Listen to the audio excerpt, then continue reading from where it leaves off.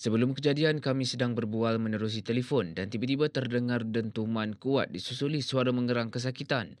Demikian kata Hafizah Muhammad, 53 tahun, anak saudara kepada pasangan suami isteri Radin Fauziah Radin Ahmad, 75 tahun dan Mazalan Balia, 69 tahun yang maut dalam kemalangan di Jalan Bindu Tongkang pecah pada Sabtu. Kemalangan menyebabkan Mazalan meninggal dunia sebaik tiba di Hospital Sultanah Nora Ismail, manakala Radin Fauziah menyusul ketika menerima rawatan di hospital sama. Menceritakan peristiwa menjadikan itu, Hafizah berkata pada hari kejadian dia menghubungi arwah Radin Fauziah yang dipanggil Maksu yang mana mangsa bersama suaminya dalam perjalanan dari Parit Raja ke Parit Abdul Rahman. Namun ketika berbual, dia terdengar dentuman dan kemudian Radin Fauziah mengerang kesakitan.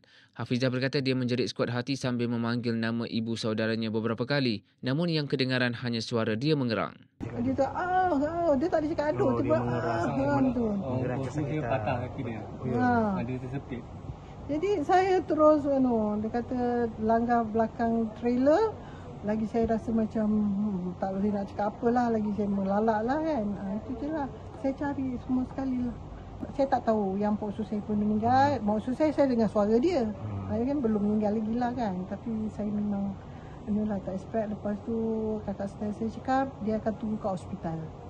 Dalam pada itu, anak arwah Muhammad Adnan Osman, 34 tahun, memberitahu dia menerima panggilan daripada saudara pada jam 10 pagi memaklumkan ibu bapanya kemalangan. Jam pukul 10.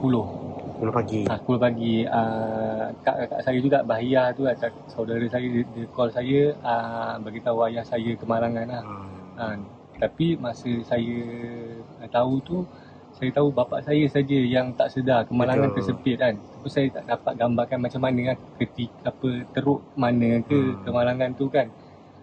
Kemudian saya dapat tahu juga mak saya okey, dia tak cedera teruk. Betul. Bila dapat tahu tu, saya terkejut lah. Jadi saya pukul 10, 11 lebih baru saya gerak, saya kemas barang-barang tu semua saya gerak.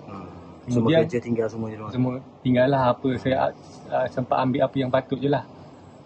Dan apa tu, bila saya sampai sini dalam pukul 3 lebih 3 ke 4 petang, makcik saya bagi tahu mak saya pun dah tak ada dah.